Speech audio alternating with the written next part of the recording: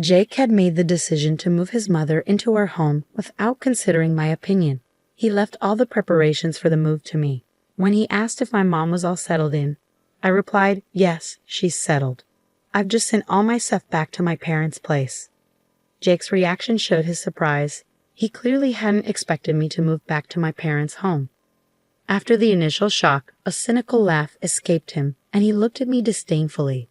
"What are you talking about, Ashley? You can't possibly live on your own." Little did Jake know about my determination and how much I've been earning lately. He assumed that spending all day in front of a screen meant I couldn't manage on my own. But he was wrong. I was resolved to prove him otherwise and demonstrate my independence. I wasn't about to ask for his help. My name is Ashley, and I'm 46 years old. Jake and I have been married for about 20 years with no children between us. My husband, an elite banker, has a penchant for fussing over details. Perhaps due to his profession or his personality, he still dotes on his 56-year-old mother. My mother-in-law lived alone in a house some distance from us. My father-in-law passed away 3 years ago, leaving Jake as her only child. She often urged Jake to give her a grandchild soon, but Jake didn't want children. Though he played the dutiful son in front of his mother, telling her he wanted children too, he privately admitted he found the idea of having children a hassle. At our age, having a child would be risky, so we eventually abandoned the idea. Besides, deep down, I realized I didn't want a child with Jake. My apprehension dated back to when I first met Jake's mother. She warned me, "Hey Ashley, I don't think you're a good match for Jake. The banker's wife should be more polished. This won't last long." She whispered this so Jake wouldn't hear, but in front of him, she would say things like, "As long as Jake is happy, that's all that matters." Dealing with two-faced people like her was exhausting, and her duplicity extended to the issue of us not having children. "I want to see my grandchild soon. When will you get me one?" Jake's mother asked. "I know, Mom. I'm sorry, but Ashley doesn't want any," Jake would say, shifting the blame onto me. His constant deflection grated on me, especially since he was the one who didn't want children in the first place. I couldn't help but wonder if his devotion to his mother was why he behaved this way, prioritizing her opinions over mine. He never stood up for me, his wife. "Why did he want children, Ashley?" she would ask, turning the blame on me. "It's because she thinks it's a hassle," Jake would say, leaving me looking cold-hearted. "Jake, why are you with her if she doesn't want children? You're so kind to put up with this." "Ashley, you should be grateful Jake supports you." His mother would chide me, while they both laughed at my expense. Their ridicule extended to my own mother as well. "Ashley is a terrible person, so her upbringing must have been just as bad," they would say, mocking my background. "Like mother, like daughter, right?" Jake's resemblance to his mother was evident, but I could hardly stand him speaking ill of my mom. I should have defended her, but my focus was on taking care of my father-in-law. My responsibilities took priority. He suffered from a rare disease that caused his muscles to stiffen gradually. He needed assistance with eating and using the bathroom, so I managed his care as best as I could. While I was there, I wasn't sure if my mother-in-law tended to him or if they relied on a caretaker. Given her nature, I suspected they had a caretaker coming by instead. I couldn't imagine my mother-in-law caring for my father-in-law on her own. If she had any compassion, she wouldn't have left me to handle all the care by myself, especially when she knew I couldn't protest. Meanwhile, Jake was feeding her all sorts of lies about me. "I've reached my breaking point. I can't continue this marriage any longer. I can't believe I've put up with this for so long." Beyond the mistreatment I've shared so far, there were countless other unpleasant experiences they subjected me to. Even when my father-in-law passed away, my mother-in-law's reaction was disturbing. "Ah, it's finally over. We won't have to waste our money anymore, and I can finally relax," she said, showing no remorse. Those are not the words you'd expect from someone who'd spent years with her husband, especially since I was the one providing care for him. Her comments about money being wasted hinted that she may have hired a caretaker after all. This lack of empathy only reinforced my decision to distance myself from her and Jake. Recently, Jake spoke to me about his mother, mentioning that she's showing signs of dementia. When I asked him how serious it was, he said she was starting to forget things more frequently. It seemed she might be in the early stages of dementia. I suggested that it might be better for my mother-in-law to move into a nursing home where she could receive professional care, but Jake dismissed my idea with annoyance. "Don't you have any empathy? You live here. so you can take care of her," he declared. I couldn't believe he was being so dismissive. I had my own responsibilities, and taking care of his mother wasn't something I wanted to do, especially after all she put me through. He labeled me as unpleasant and reiterated that his mother would live with us, leaving no room for objections. It was clear he had no intention of listening to my perspective, so I had to adapt to the situation. I simply said, "Understood," and started preparing for my mother-in-law's move. I made several trips between her house and ours in my small car, each journey taking an hour one way. It was exhausting and expensive, as I was covering the cost of gas myself. Though I could have asked a friend for help, I worried Jake's pride would lead him to anger if he found out. I figured he'd be embarrassed if others knew he was making me handle all the preparations for his mother's move. So I decided against asking for assistance. After several days of moving my mother-in-law's belongings, I began moving my own things to my parents' house. When my parents asked what happened, I gave them a brief explanation. They comforted me, saying I had been through a lot and had done well. Their encouragement gave me the strength to move forward. Summoning up the courage, I returned to our house to tie up loose ends. My parents insisted I didn't have to go back, but I couldn't bear leaving things unfinished. With a smile, I left my parents' house and headed home. However, upon arriving, Jake's fury greeted me. "Where have you been? You didn't even prepare dinner," he barked. Ignoring his outburst, I calmly replied, "I'll do it now. It's none of your business where I go." Jake's anger escalated, resorting to his usual tactic of yelling, "Who do you think is providing for you?" Initially, I couldn't argue against his point, as I relied on him financially. But things had changed. Jake didn't realize I'd been working too. To him, it probably seemed like I spent all day on my phone or computer. Disregarding his shouting, I asked, "So, what do you want to eat?" This only fueled his anger further. However, I was no longer willing to bend to his every demand. In the past, I would have done anything to pacify him, but I'd reached my limit. Enough, I thought to myself. Jake, sensing my newfound resolve, declared, "I can't eat with you. It'll taste terrible. I'll go eat outside." With that, he stormed out, slamming the door behind him. In the past, I would have panicked, but not anymore. In the past, I would have rushed out in tears to find him, giving him exactly what he wanted. But I wasn't that person anymore.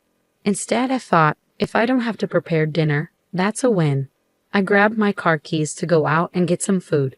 But when I opened the door, I found Jake standing there. "Why didn't you come after me?" he demanded. I sighed, weary of his behavior. "You were the one who said a meal with me would be unappetizing, so why would I chase after you?" I responded, frowning as I waited for him to understand. He babbled some nonsense about how I usually followed him when he stormed off. We went back inside, but Jake continued sulking like a child, behavior unbefitting a 56-year-old man. It was frankly repugnant.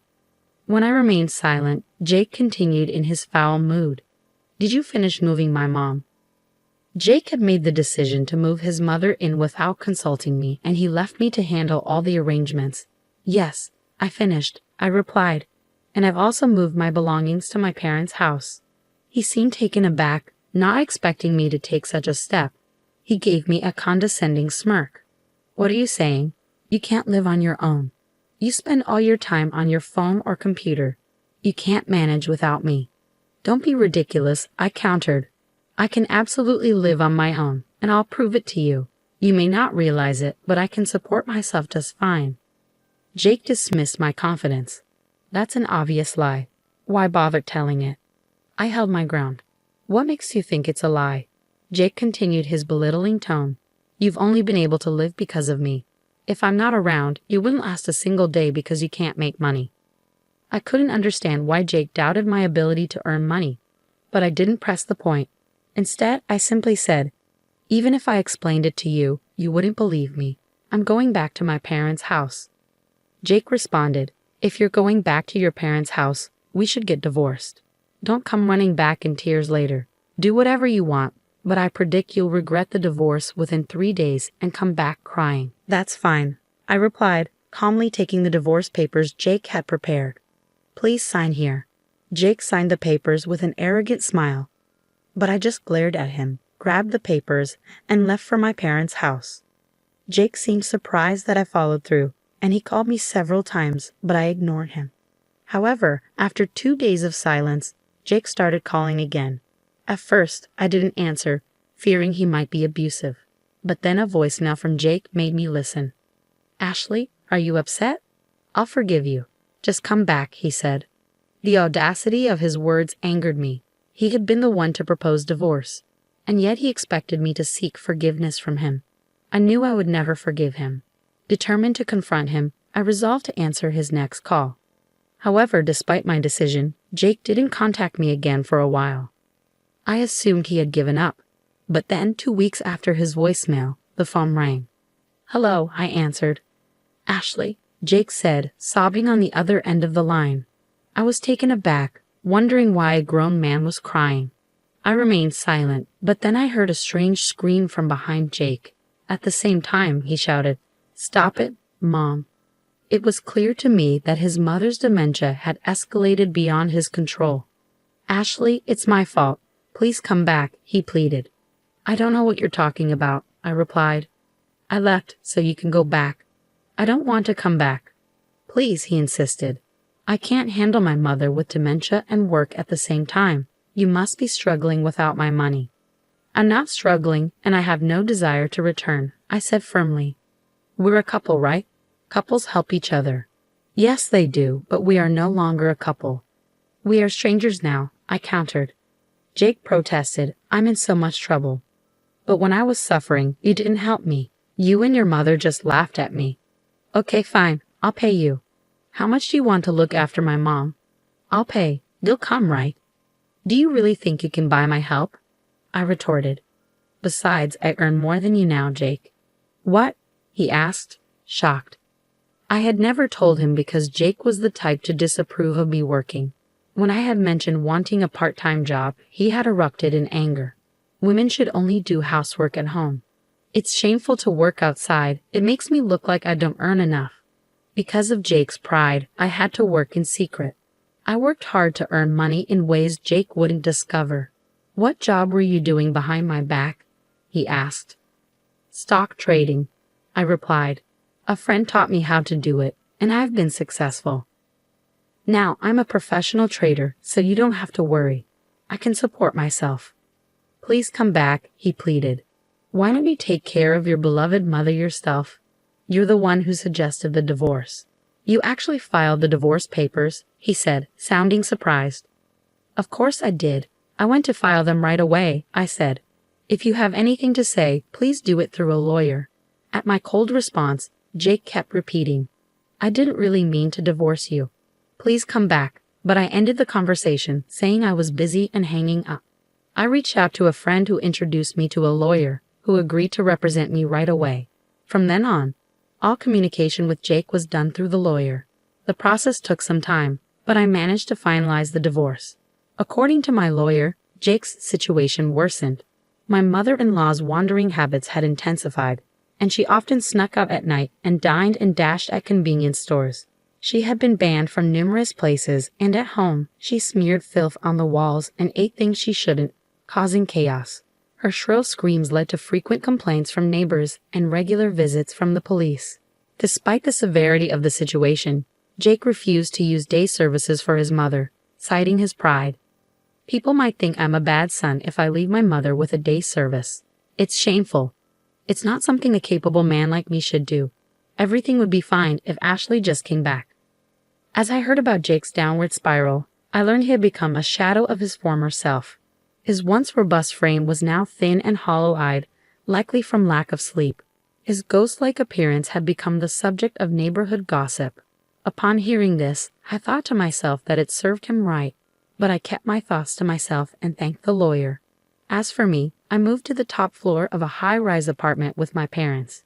Jake had always looked down on them, but I was grateful to live in such a beautiful place with them. Now that I was finally free, I enjoyed my days appreciating the stunning views and living a happy life.